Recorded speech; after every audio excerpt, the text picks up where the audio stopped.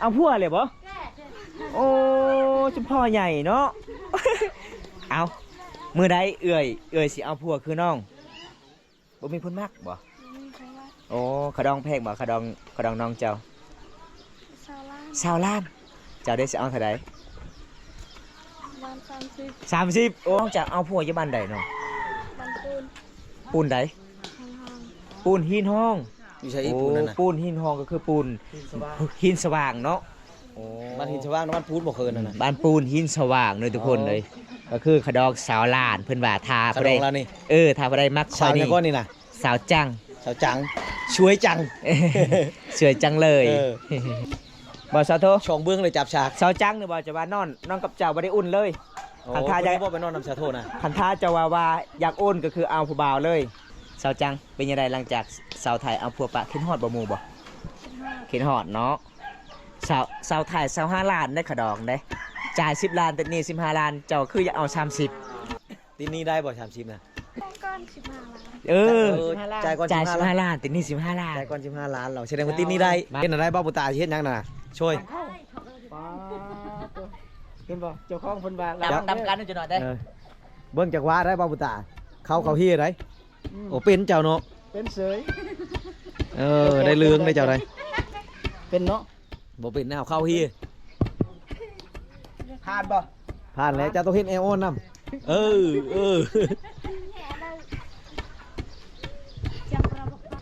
ให้เจ้าซื้อสบู่เด้อ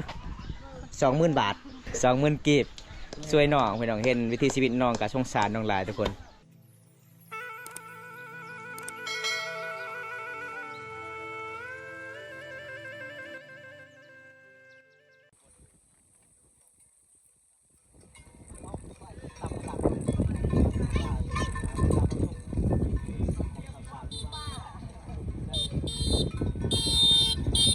มาเรียกเหรอเรียกเนี่ยสบายดีหวยลายเนาะนี่ทุกคนบรรยากาศยามตอนเช้าสุดยอดลายเลยพี่น้อง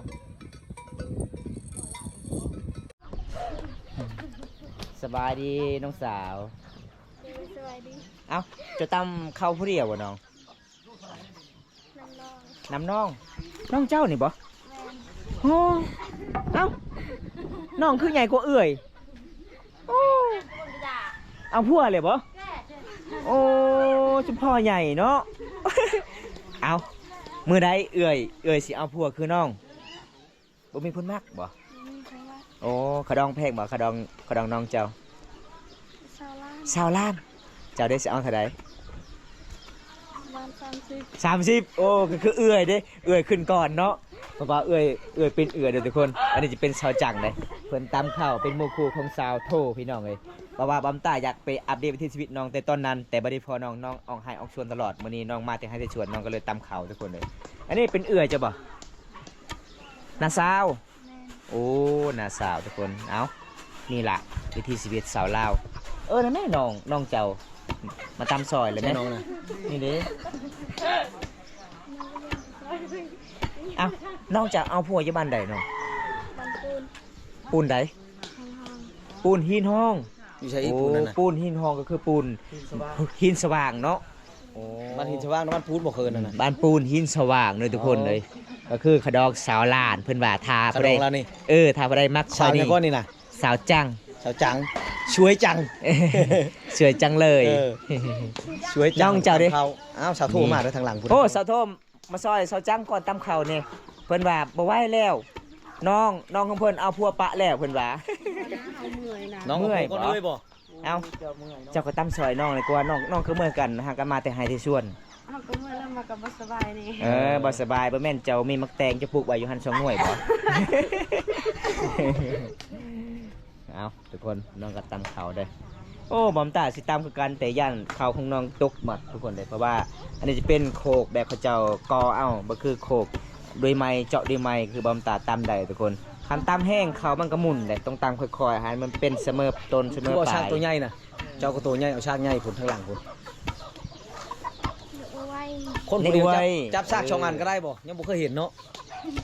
บ่สาวโทช่องเบื้องเลยจับฉากสาวจังนี่บ่จะว่านอนกับเจ้าบ่ได้อุ่นเลยคันท่าจะบ่ไปนอนนำสาวโทนะคันท่าจะว่าอยากอุ่นก็คือเอาผู้บ่าวเลย เพราะว่าช่วงนี้ก็ช่วงหน้าหนาวเดิคือบำตากะบ่อุ่นตลอดปีเลย เจ้าไปนอนนำชาโทบ่นะ สาวจังเป็นยังไงหลังจากสาวไทยเอาพวกปะขึ้นฮอดบ่หมู่บ่ขึ้นฮอดเนาะสาวไทย25 ล้านได้ขะดองได้จ่าย10 ล้านแต่นี่15 ล้านเจ้าคืออยากเอา30 เจ้าคือกันกับสาวโถเนาะ 30ส เอา บาย 30 เต็งสบายเลย งามปานนี้นะเอาได้30ก็ได้ตีนี้ได้บ่30นะบ่ชาวจัง ใจก้อน15 ล้าน เออ จ่ายก่อน จ่าย 15ล้าน 15 ล้านแต่นี่15 ล้าน จ่ายก่อน15ล้านเราแสดงว่าตีนี้ได้ มาบ่ดอก15,000กีบ เอาตามเลยน้อง ชาวจังตอนเฮาสิเป็นแฟนกันนี่เป็นผู้ว่าผู้ชาวกันนี้ต้องได้ให้เงินบ่ได้จำเงินบ่หรือบ่ได้จำ มีหัดไก่ก่อนคุณวะ นายรุ่นทรีอยู่ เราบอกว่าเอาน้ำเผาปลาอะไรทุกคน น้องยังอายอยู่นะ แม่ เห็นอะไรบ้าปุตตาเห็นยังน่ะช่วย ป้าตัวเห็นบ่เจ้าของเพิ่นว่า ตามกันจะหน่อยได้ เออเบิ่งจากว่าได้บ้าปุตตาเขาเฮียได้โอ้เป็นเจ้าเนาะ เป็นเสย เออได้เลืองได้เจ้าได้ เป็นเนาะ บ่เป็นแนวเข้าเฮีย ผ่านบ่ ผ่านแล้วเจ้าต้องเห็นแอโอนนำเออ จังเราบอกก้อนอีกแล้ว ห้ามน้ำก็ได้ตามข้าวก็ได้บ้าปุตตาเนี่ยโอ้ยค เก่งเนาะ ำคันผู้ใดสิเป็นเมียน้อยบ้าปุตตานี่ได้เลืองแล้วชาวโทบ่เอาบ่ชาวจังบ่เอาบ่ เป็นตำข้าวกับทำน้ำบ่อันอื่นบ่เป็นเนาะ ชวนเงินน่ะใช้น้ำเมียว่ะ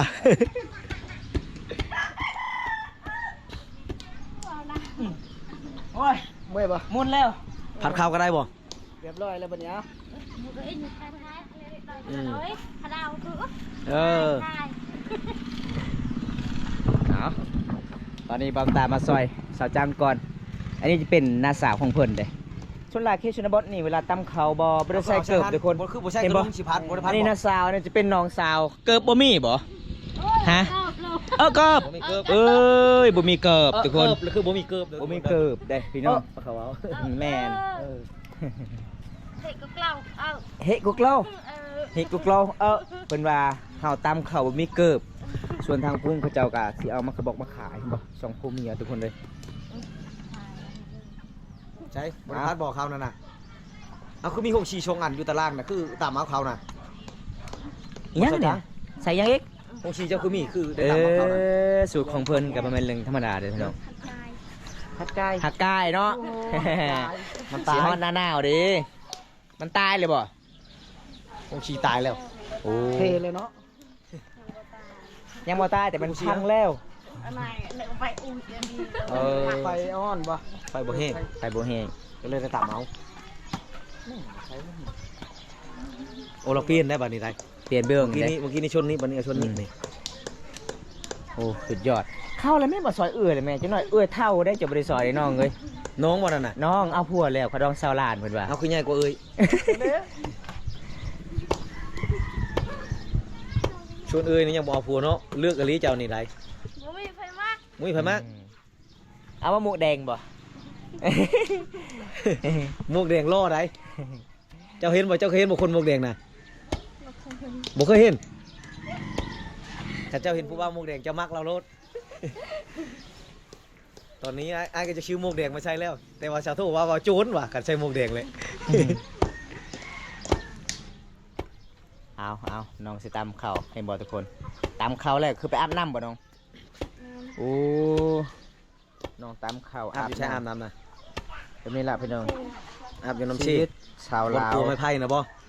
บ้านนอกบ้านนาชนเผ่าบรูบ้านเฮาก็บ่เป็นเรื่องง่ายเลยทุกคน เอายึกไอ้จะช่วยเจ้าอลีได้หนักแต่ว่าไอ้เฮ็ดบ่เป็นนี่ตำข้าวย่อมเลยข้าวเจ้าสิเฮีย เอาน้องให้เจ้าซื้อสบู่เด้อ20,000 บาท 20,000 กีบช่วยน้องพี่น้องเห็นวิถีชีวิตน้องก็สงสารน้องหลายทุกคนบ้อมตากะมาแบ่งปันให้น้องมีความสุขนิดนึงแน่ช่วยเวียกอีพ่ออีแม่ คันไปจ้าง เป็น ชี สาว ข้าว โสด ได้ แน่ ชอบได้บ่ เออ บ่ชอบชีพันเลยเขา คันเท้ากะหน้าคันถาน้องอยากจ้างก็คือได้ส่งสอบแล้วเนาะ3,000 กีบเนาะจ้างให้เจ้าให้กับเจ้าสีให้เด้อันนี้เจ้าสีด้วยมือมันเจ็บมันหนักเด้น้องเอ้ย สาวโทเป็นหยังเนาะสาวโทขึ้นฮ ไท อด ยเลย ผู้บ่าวเลยว่าขึ้นฮอดสาวไทย เจ็บท้องไปไอายสิพาเข้าไปทางนั้น เจ็บท้องเข้าป้าห้องน้ำเคลื่อนที่ห้องน้ำบ้าน แม่ เฮาใช้ธงก้อนหนาเงินน่ะเจ้าต่ำเข้าชองเบื้องมาจากธนัด เพิ่นบอกไอ้พลอยแม่เพิ่นว่าไอ้พลอยเอ้ยอันนี้ลูกเคยเจ้ามั่นเลยเด้อคอยมื้อนี้ เป็นแฟนกันเลยได้บ่เงินชำนั้นน่ะชาวจังได้บ่ ได้ ได้เนาะ นี่ โอ้บาวบุตาโชคดีเลยเจ้านี่ เสียดายว่ามุกแดงบ่ผ่าน บ่ แล้ว พลาดแล้วบ่พลาดแล้ว นำบ่ทันเด้ แม่ น้ำเกียวบาวบุตาบ่ทันแล้วเฮานี่ เอาตอนนี้นาสาวเพิ่นว่าบ่ไหวแล้วแอลคอยเริ่มมีเฮ็ดคือกันเด้เพิ่นก็ซอยหลานตามเขาทุกคน ส่วนน้องเจ้าก็บ่ได้ซอยเลยเนาะมีแต่เอื้อยหักน้องน้องน่ะไม่หักเอื้อยเลย โอ้ยชุมพ่อและน้องเอาพัวปะเอื้อยแบบนี้ล่ะทุกคน สิแล้วไว้เนาะสองคนดำไว้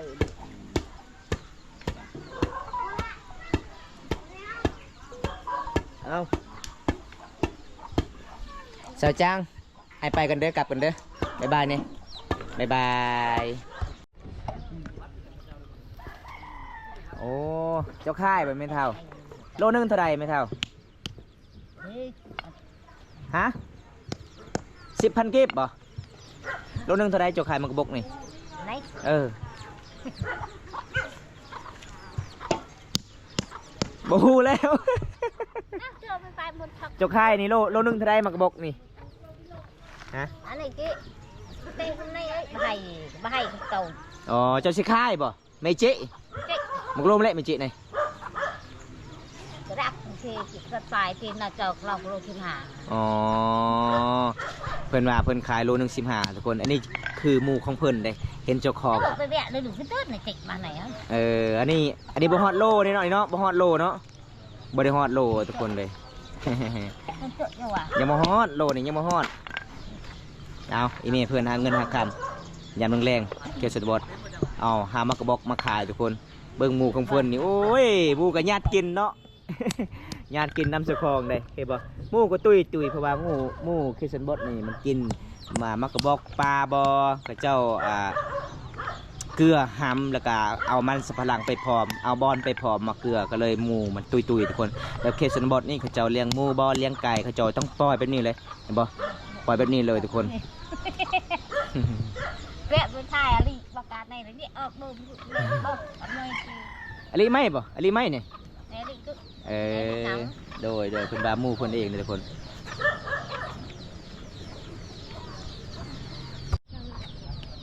เดี๋ยวก็จวน